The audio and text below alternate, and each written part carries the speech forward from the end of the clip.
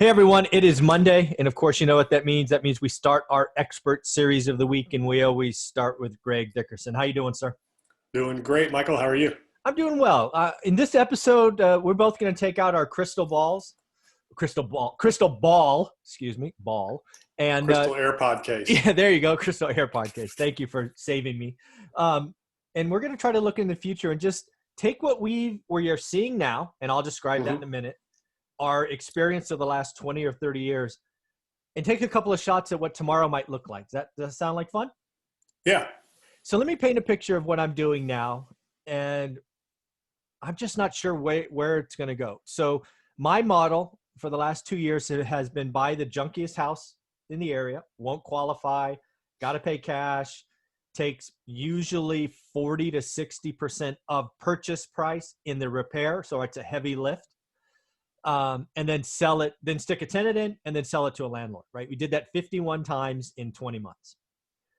What I had started to see this year is I was leaving money on the table. I had done a little 2-bedroom, 1-bath house, which in my model meant I had to sell it for 160 or less to get the return that my landlord buyers would expect. But in that market, I could have sold it to an owner occupant vacant for 180, right? So in this example, I'd already stuck the tenant in. I'm a good person, so I'm going to sell it to a landlord and move on. But the next deal I did, I'm going, okay, I've never sold to owner occupants. Let's try it. So I bought a 3-bedroom, 1-bath house, and I would have normally sold that for 180. I listed it for 199, not complete, right? Like, oh, by the way, coming soon, you know, these things still need to be done, but here are some early pictures for 199. And we had like, I don't know, 15 showings or something in 2 days. We had 6 or 7 offers, and we finally sold it for 201. Not done. And it's going to an FHA buyer. So I'm excited, right? We put an extra 21 grand in our pocket. We'll probably be about 19 grand because we got to do closing cost credits and stuff like that, but still 19 grand. But I look at that going,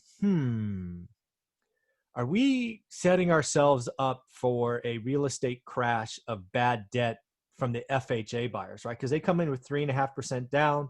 You and I know it takes 6% of transaction costs to exit.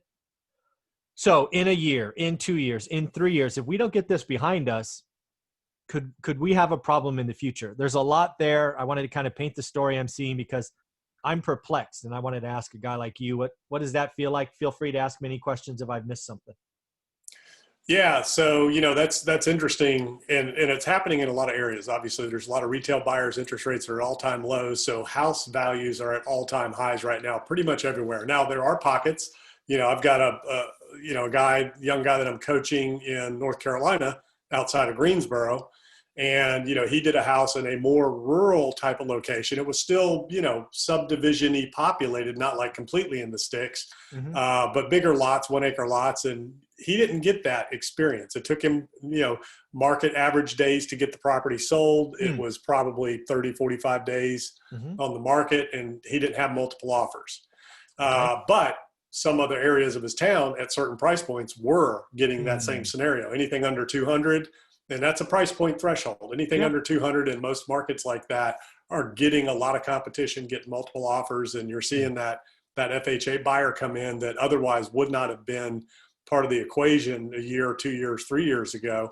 So the question is, are they going to be in trouble, and what happens when they realize that they're underwater? Okay, interest rates are at all-time lows in the mortgage industry. They're probably not going to get much lower. I think we're at the bottom. It's all based on the Fed's rate, interbank rates, and they're at zero. So the mortgage rates really can't go any lower. Right. Okay, they can only go higher.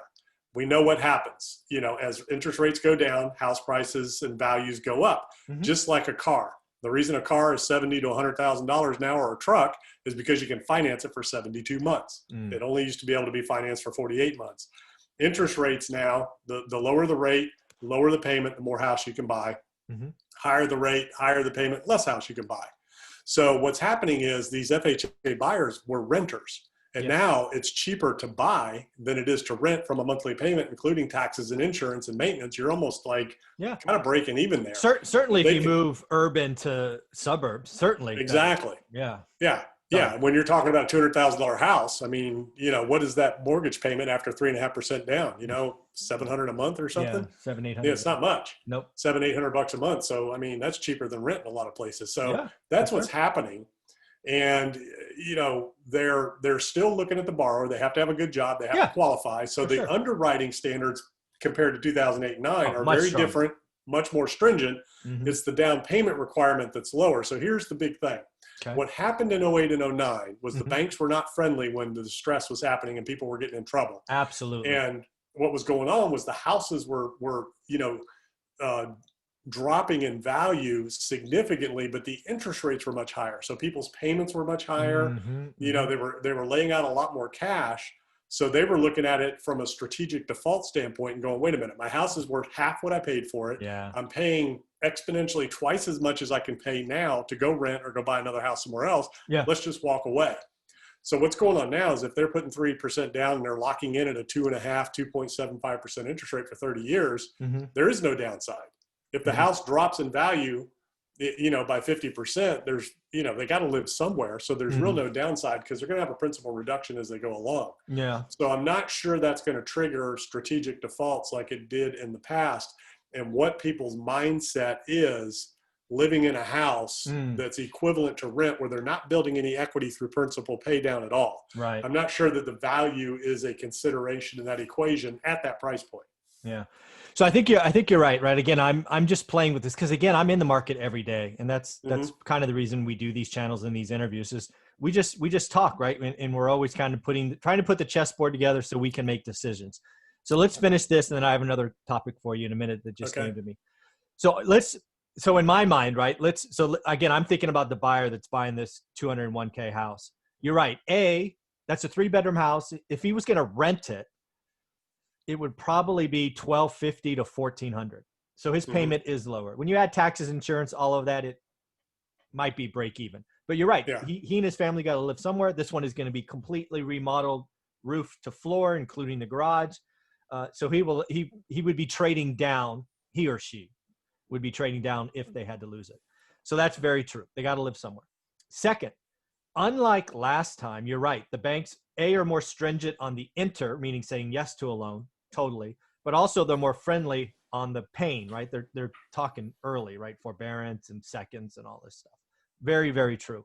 The other thing, unlike last time, is I believe that 30-year loan that this FHA buyer has in a year, 2, 3 years is actually going to be a valuable asset. And what do I mean by that? Let's just say they get in trouble in 3 years and they got to get out for whatever reason.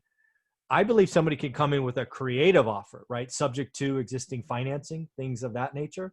Yeah. And allow them to exit cleaner, probably without a real estate, saving on transaction costs, and, negotiate some kind of time frame where they have to be refied out or something at a later date. But I think it's going to open up the opportunity for creative financing, unlike last time where prices were falling and interest rates were much higher. There was really no value in the mortgages last time because they were predominantly variable, right? They were, 5 years. Interest only, no doc loans, no income verification, that kind of stuff. So it was a very different game. Yeah, exactly. So do you think there will be value in a 30-year fixed rate mortgage at 2.75% in 3 years? Yeah, absolutely. From that standpoint, the question is there going to be distress from that borrower to even trigger the need to, execute on a subject to or lease option or something like that? So yeah, just like commercial real estate, a lot of these loans that have prepayment penalties, if you lock in at a very low interest rate, now that's a very attractive assumable loan, because in commercial, a lot of loans are assumable. In residential, it used to be like VA loans are assumable. Some FHA product is assumable. So yeah, especially if your loan is assumable and you have a low interest rate like that, that's valuable. Yeah. And again, I think that'll be different than last time because I think rates in 3 or 4 or 5 years are higher. And because again, I think as we've said many times, if you want to know when real estate slows down, you tell me when interest rates double and I'll tell you when real estate slows down, right? I mean, it's all about interest rates. And it used to be 5% was the threshold. Around 04, 05 was the peak of the market. When rates got close to 5%, it kind of started slowing down. That was our first hiccup in the real estate market back post boom, Mm-hmm. and boom was 2000s, 2000 Mm-hmm. and 2004, 5. That was the peak. Mm. Then we hit a little hiccup because of interest rates, and then it opened up. The And throttle was open because Wall yeah, Street created all those derivatives and, yeah. mortgage-backed securities and all that. So everybody had an appetite for those things. And then we were off to the races till 08, 09, and it was an unfriendly banking environment. They didn't Mm. care. They were foreclosing. There was no forbearance. There was no nothing. Yeah. Now, anybody who wants to stay in the house, they're bending over backwards to make that happen. Yeah. So very different environment. The question is, can and when will interest rates rise? And I don't know when. Sure, they can, but can they really? Until we get through this situation we're in right now, the Fed can't really raise the rates, because anytime they try to raise rates, Yeah. everything tanks. The markets, the real estate, everything. Yeah. I'll put it out there just because I'm crazy that way. I don't think the 30-year mortgage sees a 4 on it for the most buyers, right? The rate that's quoted for at least a decade. It just Yeah. can't. There's so And much that's the debt new finally. threshold.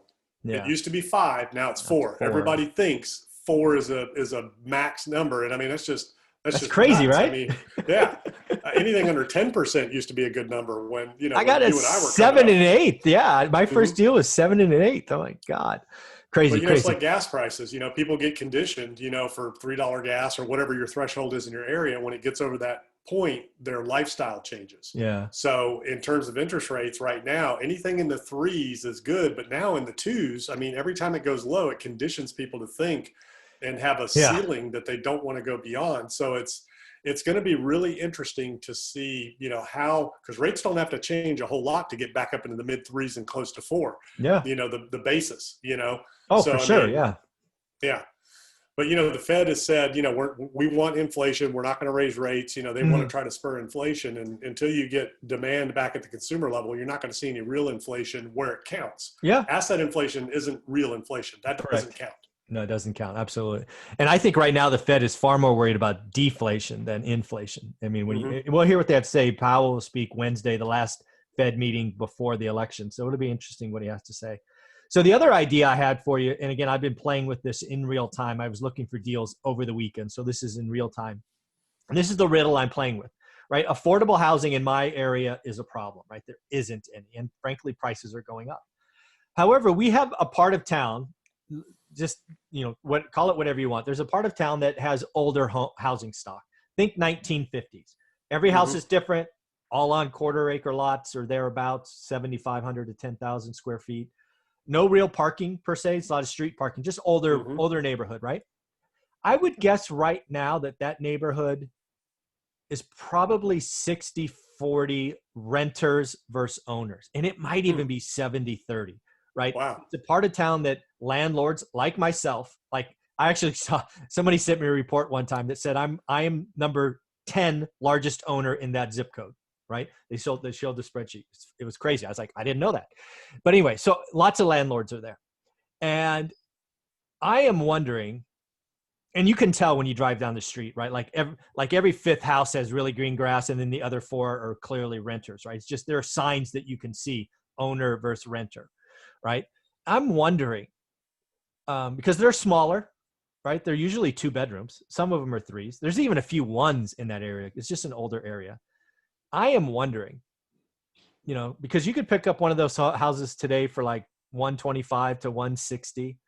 It would probably take 30 to 40 grand to make them, modernize them.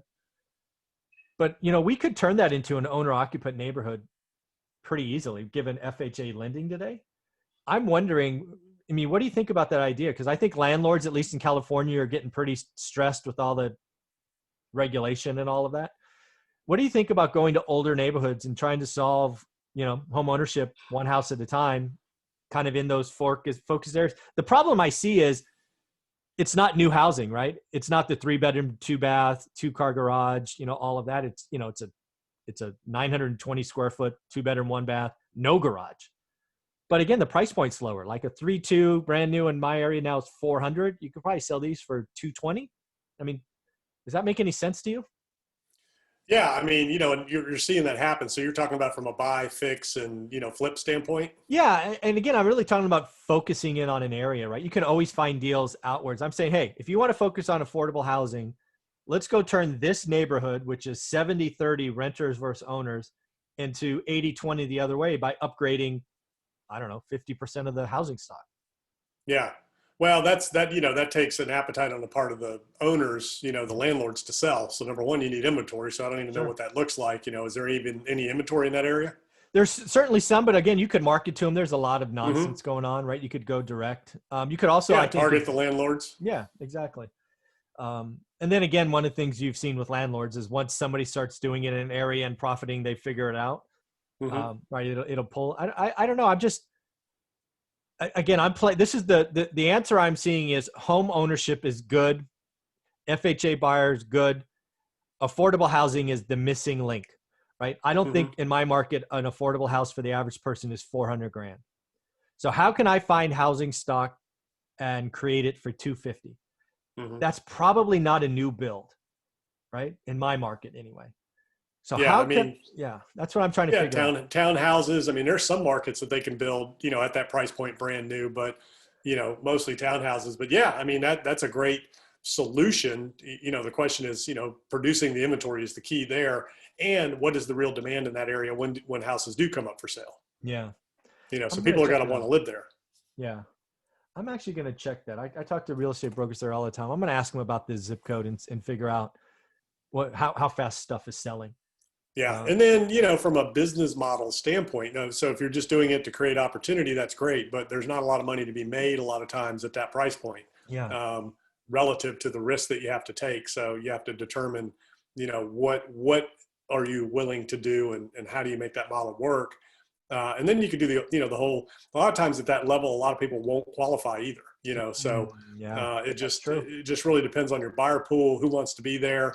What's the opportunity, from a business model, does it work? That's really the problem with affordable housing is you can't get the land at the right price. You can't build, with the costs that we see now for new construction. And a lot of it's the entitlement process, it's proffers, it's taxes, and it's the price point on the land. It's just you can almost, it's almost impossible to deliver lots in a subdivision for less than 30, 40 grand anywhere. Yeah. California, it's more like 60 grand. Yeah. Yeah. It's pretty crazy. All right. So again, I'm just trying to play this out. Again, the beauty of having time is you get to play with interesting riddles, right? These are decisions I could have never thought about when I was a full-time employee. Now we get to, and I get to test it, right? I'm like, I'm going to buy that house. I'm going to try to sell it owner occupant. I've never done it before. Let's see what happens. Then I have the crazy idea. You know what? The market is so hot. Let's list it unfinished. Coming soon. God, we got, I don't know what it was, a lot of showings and we got a lot of offers. It was. Yeah. That's the wholesale, that a lot of people try to create these buzzwords, silver bullets, calling wholesale, that's just a retail flip is all that is. You buy it, you don't do anything and you resell it. Yeah. Oh, believe me, I'm doing something. Yeah. But yeah, so it's just an interesting time. Again, I felt great selling the house, but it still raised that red flag. It's like, wow, he's coming in with 3.5% down. That's about $6 grand. Maybe it's $7 grand. That's top of market for that area. I'm a little concerned it won't appraise because I just bought it, 100 days ago for 105, right? So now I've already raised it to 201. So we'll see. But if it doesn't appraise, they have to put more money down, or you have to evaluate what that's going to look like. And the good thing is that these buyers, they have to be qualified, so they have to have reserves. They've got to be able to pay the mortgage. But again, it's the same thing they're paying in rent. So at that price point, so it's an interesting thing. And the demand in different areas is very different and interesting as well. So yeah, that'd be a great business model. I mean, affordable housing is a big issue everywhere, and people think of it in terms of new construction. You just can't create it in new construction. So that's taking an older neighborhood and, gentrifying it like that. Well, it's not even really gentrification, just, turning it into more homeowner oriented versus renter, type orientation. I mean, that's a great model, but the key is going to be the supply. Yeah, because again, you got to get land, because some of these landlords have owned them for decades. They probably have zero loans and they can probably carry them. The housing stock in this zip code, because I've owned it there. I've owned some stuff there for almost 20 years. You can really tell that some of them are really slumlords, right? They've owned them forever. They're not updating them. It's just bad. And Others then, care. Yeah. Yeah, some do, some don't, but then you have the issue where, they obviously know what the house would retail for. So, getting those houses is going to be the interesting thing, whether or not you can actually, find a steady supply. Yeah, I'm gonna play with that some more. Yeah. I'm gonna play with that some more. So let's talk about the other thing we'll kind of close out on is I'm telling people, and again, please disagree with me if you do. I'm basically telling people the rest of 2020 is going to be painful. We have more sins, more bankruptcies, just more yuck coming. Mm-hmm. But like you and I talked about, I think it might have been 6 weeks ago, and I'm still holding on to this, that the entrepreneur is going to be a saving grace. I think the positive momentum starts to build early next year. And I think we're in a much, much better space by the end of next year than we are, today as we talk in September. Does that feel like the right thing to you, or do you see it entirely differently? Yeah, I mean, I think it may take a little longer. So we talked Okay. about back when this all started, our conversations in March were 18 to 24 months for any kind of real recovery. That was Yeah. back in March. Yep. So 18 months puts you at the end of 2021. Yeah. 24 puts you into 2022. That's And true. we are seeing the interesting thing that's happening now, and nobody knows, right? So we don't know. The medical professionals don't know. Nobody knows what's this fall and winter going to look like. But I can tell you this, if we got a vaccine today, okay, to get the entire population that's willing to take it vaccinated, that's the end of next year at best. Even if you had it approved, done, ready, mass production today, most people aren't going to take it. So you need that, you need the treatment, you need that therapeutics, you need, the ventilator and the death taken off the table where people know if I get out and about and I get COVID, nothing's going to happen to me. I'm just going to be sick. Yeah. It'd be a miserable couple of weeks. That's what needs to happen, because I'm out and about and people still are not out in mass. I went to the movies again this weekend. Well, I've been to movies last 3 weekends in a row since they opened the movie theaters. Yeah. No more than 4 people in an entire movie theater. That's it. Wow. People still aren't going, So why would a movie theater stay open? That they've got to be losing money. I mean, right? So like a restaurant. Yeah, it's costing them. Yeah, it's costing them more to stay to open than it is to stay closed. But I guess they feel like, we got to give it a shot. We got to get back. And, they may end up turning around and closing back up going into the fall and winter, because that's what we don't know. All of the health professionals are saying we're at a high rate of infection going into the fall and winter. So what is that really going to look like? That, that is going to weigh heavily on the minds of people and their behaviors. So, once we do get a vaccine out, we start vaccinating people and, treatments and all that. I mean, you're still looking at, this tsunami that hasn't rolled in yet. Okay. The tide is still going out. So that 18 to 24 months from the March timeframe to get back to any kind of real recovery in the retail, consumer-based economy where it counts. I'm not talking about Wall Street. Yeah. Wall Street's a whole differently disconnected, artificial thing that's happening that is not related to the real economy at all. It doesn't matter what anybody says. Look at the Fed's balance sheet. We talked about that, and somebody asked the question, how do I do that? Go to the Federal Reserve's website, and their balance sheet's right there. It shows you what they're buying, shows you what they're doing. Everything's right there. And as long as they're still buying these things, that tells you there's real trouble out there. Okay. Yeah. When the Fed stops buying and they stop printing money, then we're on the path to recovery. So watch what they do, not what everybody is saying. Because these guys that you see on CNBC and Bloomberg and all these channels telling you that, hey, the fundamentals are great and these valuations are cheap. Well, they're selling stuff and they're making money. You know what I mean? Yeah. They're trying to move markets with their comments and it's not what's really happening on Main Street. So, it's going to take a while for that real recovery in the economy, which is what's keeping interest rates low, what's keeping the ability for people to buy houses and all that. The interesting thing with the housing market is, even in your area, in California with the fires, I mean, there's thousands of homes that have been destroyed. So now there's even less inventory on the market and there's going to be more demand for housing, rental and permanent, just from that alone. So there's continued pressure on that housing market, continued uncertainty with how do we get to the other side of this virus? We're going to have to learn to live with it. But what does that look like? And how does that affect people's behavior? That's the real thing. You have to watch what people are doing, whether they're getting back out and engaging in economic activity or not. Yeah. That's the real path to recovery. So I think at this point, maybe we're limping along by the end of next year back to about 70, 80% of where we were, Okay. Now. All right. Okay. So maybe an extra year, and that makes sense. Yeah, again, yeah, we've got more sins to pay for. There was just a gym I saw this morning in New York, I think, that just foreclosed, or not foreclosed, went to bankruptcy, but they're Yeah. staying open, right? Bankruptcy doesn't mean, liquidation, right? Usually means just restructuring debt, maybe some ownership, all of that stuff. So Yeah, repositioning assets, restructuring debt. And there's going to be more and more of that coming the longer this goes. yeah, And a lot of retailers are just waiting to get through the holidays, and then they're going to file in January, February, so, or yeah, they're going to close, January, February.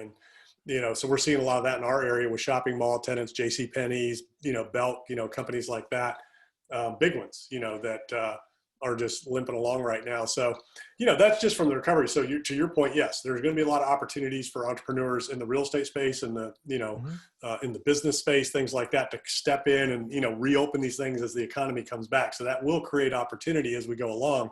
The question is when, yeah, when are you going to actually be able to take advantage of something and get reopened? yeah. That's the real question, because it's all about that consumer demand and our behavior, as we go through this. And unfortunately, nobody has any new information. Yeah.